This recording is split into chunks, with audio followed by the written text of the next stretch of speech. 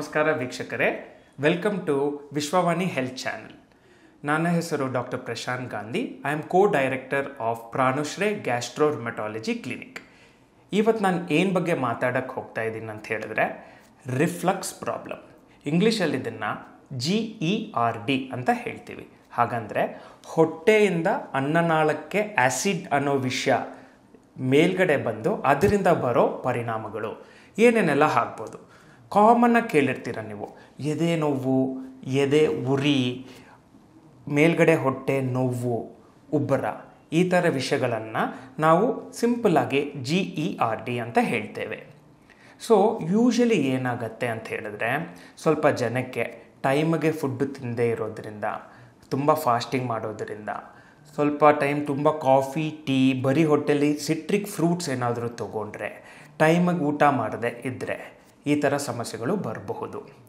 Most important thing, ಈ ಥರ ಎದೆ ನೋವು ಫಸ್ಟ್ ಬರೋವಾಗ, especially after age of 40 years, heart problems ಏನಾದರೂ ಇರಬಹುದಾ ಅಂತ ಸ್ವಲ್ಪ ಚರ್ಚೆ ಮಾಡಬೇಕಾಗತ್ತೆ. ಬಟ್ 90% ಆಫ್ ದ ಟೈಮ್ ಇದಕ್ಕೆ ಗ್ಯಾಸ್ಟ್ರಿಕ್ ಆ್ಯಸಿಡಿಂದ ಈ ಥರ ಸಮಸ್ಯೆಗಳು ಬರಬಹುದು. ಸೊ ಇದರಿಂದ ತುಂಬ ಸುಸ್ತಾಗಿ ನಿಮ್ಮ ಡೈಲಿ ಕ್ವಾಲಿಟಿ ಆಫ್ ಲೈಫ್ ತುಂಬ ಎಫೆಕ್ಟ್ ಏನಾದರೂ ಆಗ್ತಾ ಇದ್ದರೆ, ಡೆಫಿನೆಟ್ಟಾಗಿ ಏನಕ್ಕೆ ಈ ಥರ ಆಗ್ತಾ ಇದೆ ಅಂತ ನಾವು ಇನ್ವೆಸ್ಟಿಗೇಟ್ ಮಾಡಬೇಕಾಗತ್ತೆ. ಸಮ್ಟೈಮ್ಸ್ ಫಸ್ಟ್ ಆಫ್ ಆಲ್ ಈ ಥರ ಸಿಮ್ಟಮ್ಸ್ ಇದ್ದರೆ ನಮ್ಮಲ್ಲಿ ಇಂಪಾರ್ಟೆಂಟ್ ಅಲಾರ್ಮ್ ಫೀಚರ್ಸ್ ಏನಾದರೂ ಇದೆಯಾ ಅಂತ ನೋಡಬೇಕು. ಅಲಾರ್ಮ್ ಫೀಚರ್ಸ್ ಅಂದರೆ ಏನು?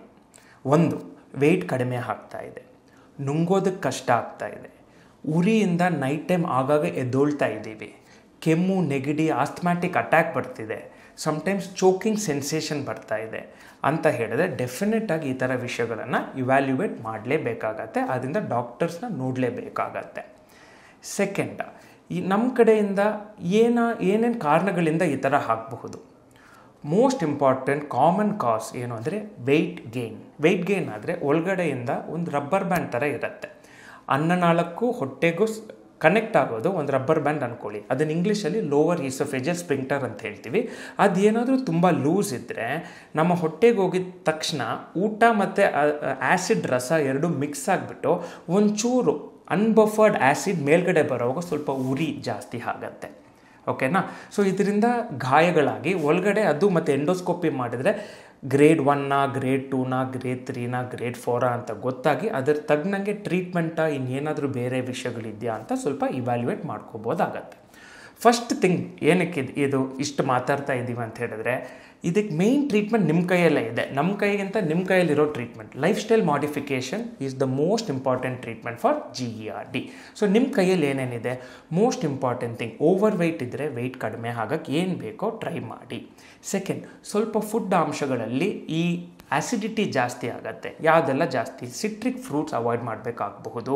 ತುಂಬ ಕಾಫಿ, ಟೀ ತೊಗೊಂಡ್ರೆ, ಇಲ್ಲ ಬೇಕ್ರಿ ಐಟಮ್ಸ್ ಜಾಸ್ತಿ ತೊಗೊಂಡ್ರೆ, ಹೆವಿ ಆಯಿಲಿ ಫುಡ್, ಸ್ವೀಟ್ಸ್ ಏನಾದರೂ ತೊಗೊಂಡ್ರೆ, ನಮ್ಮ ಹೊಟ್ಟೆಯಿಂದ ಚಿಕ್ಕರ್ಲಿಗೆ ಫುಡ್ ಹೋಗೋ ಆ ಟ್ರಾನ್ಸಿಟ್ ಟೈಮ್ ಸ್ಲೋ ಆಗೋವಾಗ ಹೊಟ್ಟೆಯಲ್ಲೇ ಎಲ್ಲ ಉಳ್ಕೊಂಡು ಈ ಆ್ಯಸಿಡಿಟಿ ಅನ್ನೋದು ಮೇಲ್ಗಡೆ ಬರಬಹುದು. ಸೊ ಇದನ್ನೆಲ್ಲ ನಾವು ಸ್ವಲ್ಪ ನೋಡ್ಕೋಬೇಕಾಗತ್ತೆ. ಮತ್ತು ರಾತ್ರಿ ಡಿನ್ನರ್ ಸ್ವಲ್ಪ ಅರ್ಲಿ ಮಾಡಿಕೊಂಡು 2 to 3 hours ಗ್ಯಾಪ್ ನಂತರ ಮಲ್ಕೊಳ್ಳೋಕ್ಕೆ ಹೋಗಬೇಕು. ಸೆಕೆಂಡ್, ನಮ್ಮ ಬೆಡ್ಡಲ್ಲಿ ತಲೆ ಇಡೋ ಕಡೆ ಸ್ವಲ್ಪ ಎಲಿವೇಟೆಡ್ ಆಗಿದ್ರೂ ನಮಗೆ ಆ್ಯಸಿಡ್ ರಿಫ್ಲಕ್ಸ್ ಅನ್ನೋ ಚಾನ್ಸಸ್ ಕಡಿಮೆ ಆಗುತ್ತೆ. ಬಟ್ ಇಷ್ಟೆಲ್ಲ ಲೈಫ್ ಸ್ಟೈಲ್ ಮಾಡಿಫಿಕೇಷನ್ಸ್ ಮಾಡಿದ್ರೂ ಸಹ ನಿಮಗೇನಾದರೂ ಈ ಪ್ರಾಬ್ಲಮಿಂದ ತುಂಬ ಕಾಟ ಆಗ್ತಾ ಇದೆ ಅಂದರೆ ಡಾಕ್ಟರ್ಸ್ನ ಡೆಫಿನೆಟಾಗಿ ನೋಡಲೇಬೇಕು. ಇವ್ಯಾಲ್ಯುವೇಟ್ ಮಾಡಿಕೊಂಡು ಸಿಂಪಲ್ ಲೈಫ್ ಸ್ಟೈಲ್ ಮಾಡಿಫಿಕೇಷನ್, ಸ್ವಲ್ಪ ಮೆಡಿಸಿನ್, ಸಿರಪ್ಸ್ ಎಲ್ಲ ತೊಗೊಂಡು ಸ್ವಲ್ಪ ಆರಾಮಾಗಿ ಇರಬಹುದು. ಸೊ ಇನ್ನೂ ಈ ಥರ ಹಲವಾರು ಮೆಡಿಕಲ್ ರಿಲೇಟೆಡ್ ವಿಷಯಗಳು ಗೊತ್ತಾಗಬೇಕು ಅಂತ ಹೇಳಿದ್ರೆ please subscribe to Vishwavani health channel. Thank you. ಆರೋಗ್ಯ ಮಾಹಿತಿಯ ಇಂಥ ಮತ್ತಷ್ಟು ವಿಡಿಯೋಗಳಿಗಾಗಿ Vishwavani health YouTube channel subscribe ಮಾಡಿ.